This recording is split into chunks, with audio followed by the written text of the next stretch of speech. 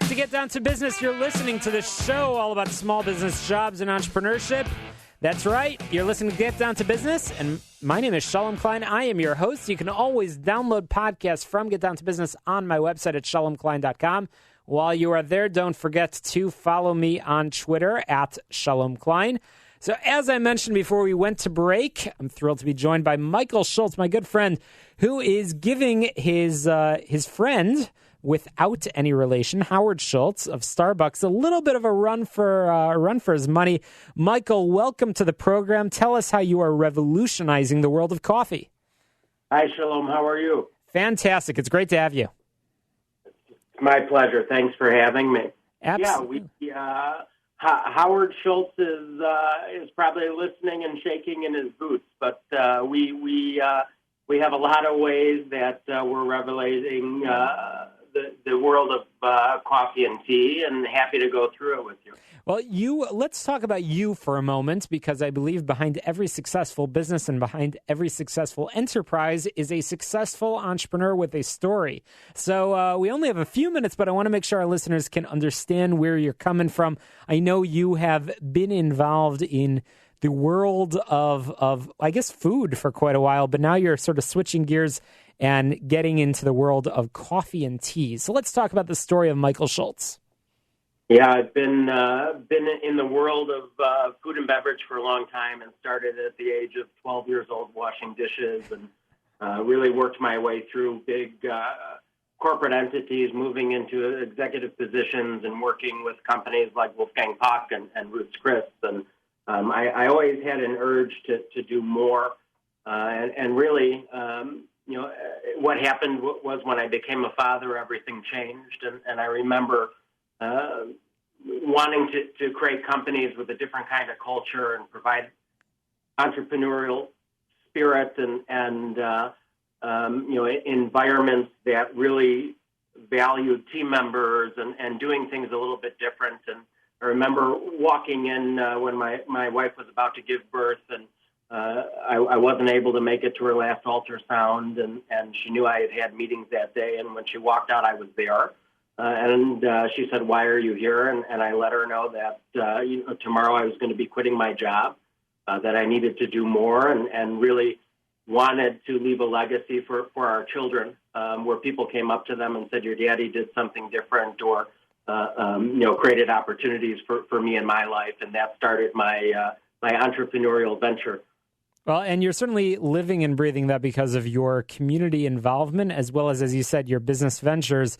And I had the good fortune of visiting one of your operations and seeing the people that you're employing in the distribution of the operation. And I know you're involved in a lot of different things, and certainly you have a fascinating story behind it. But let's talk about your most recent developments. You've been in the news quite a bit around Chicago, and I know we were kidding a little bit about giving Howard Schultz a run for his money, because right now you're focusing locally in the Chicago market. But I know our listeners all over the country will be seeing your brands all over. So let's talk about why you're in the news and what is Fairgrounds, and tell us a little bit about the model behind it. Yeah, and we've got a couple different companies, my business partner and I, and we actually are all over the country. And one of our businesses, we provide cafes with baristas inside companies looking to acquire and retain millennial talent, and run offices for companies like Yelp, ConAgra, JLL. We do business with Blackstone and Equity Office. In hotels, in offices, and in large buildings to be able to bring third wave and next wave coffee and specialty tea, as well as food and bakery solutions. One of our companies that you just mentioned, we launched a new concept called Fairgrounds Coffee and Tea.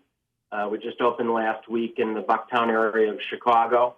The idea behind the concept was a multi-roaster platform. We always found it strange that you'd walk out of a meeting and two people would go to Starbucks and three people would go to La Colombe and four other people would go to Caribou. And it occurred to us sitting in a bar one night with 100 different tap handles and 100 different beers when we ask the question, why don't consumers have choice when it comes to coffee and tea? So Fairgrounds, the concept of it really is the discovery and choice.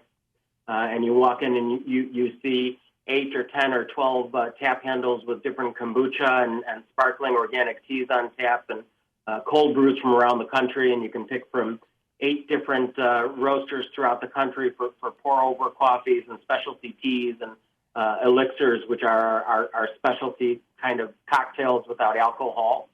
The other component to it is that we've never woken up in the morning and said, oh, my God, I can't wait to go to Starbucks at lunch for a sandwich. So we have fresh, handcrafted, local food items, salads, sandwiches, delicious snacks, as well as bakery products without additives and without preservatives. So this brand that we've created around discovery and choice, as I mentioned, is now open in Bucktown. We're opening at Chicago Athletic Association in a little over a month, and after that, about a month later, opening in Los Angeles, followed by Minneapolis, Houston, Miami, and Brooklyn. So you're right when you tell the listeners that we're coming to them soon. That's very, very, very exciting, and you're giving people options, which is great. And we know that there are some listeners out there that might prefer one type of coffee, and you're really right now, as I mentioned, I saw your distribution operation, and already you are supplying so many of the brands that many of our listeners know, like, and trust all over the place. But now you're actually bringing them into one, sort of like when you go to a bar and you want different types of beer or something like that. So really, really unique concept that this country really has never seen. So it's quite exciting, and we're excited to follow your progress. Again, we're talking with Michael Schultz with over 20 years of experience revolutionizing the world of coffee and teas, as well as many other business ventures. So, Michael, you have experienced success, and right now we are watching, again, you in the news and your story of Fairgrounds Coffee and how that's developing. But I know that there have been times where I'm sure you wish you would have done things a little bit differently. And with 20 years of experience, surely there are things that you know now that you wish you knew before. Share with our listeners that might be developing their own businesses, their own ventures. What lessons do you have for them? Yeah, I think one thing that I would have done differently is venture out on my own sooner. And really, I think it's important for young entrepreneurs to understand that there comes a time in everybody's life where you look back on everything that you did and you think about the things that you could have done or should have done or would have done. And my first word of advice is to have the strength to believe in yourself and go for it.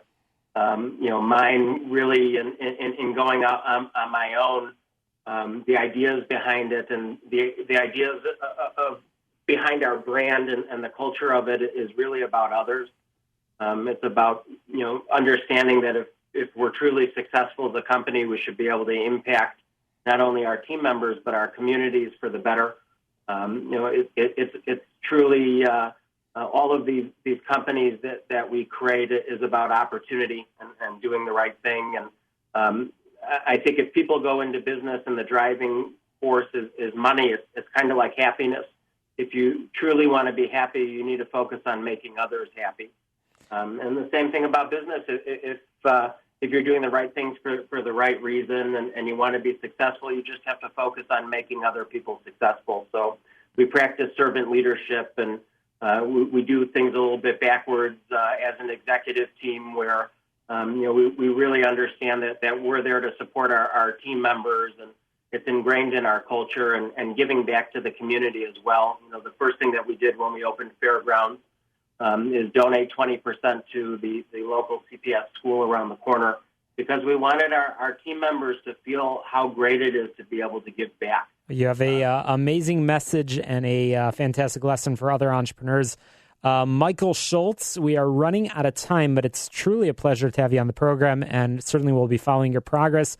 And I do hope our listeners will check out the new location in Bucktown, and certainly they'll be seeing and hearing from you quite a bit on this program, but also seeing you pop up all over. For folks that want to learn more, where can they find you? They can check us out at www.fairgrounds.cafe is a great place to start. Fairgrounds.cafe, Michael Schultz of Fairgrounds Coffee, and so many other fantastic ventures, but truly a great message, great lesson for other entrepreneurs. It's a pleasure to have had you on the program. Thank you so much for joining us. Coming up after this very quick break, we'll be joined by Tom Arabali, who will tell us a little bit about insurance, all kinds of insurance. That's coming up in just a few moments after this very quick break. Thank you. By now, you've had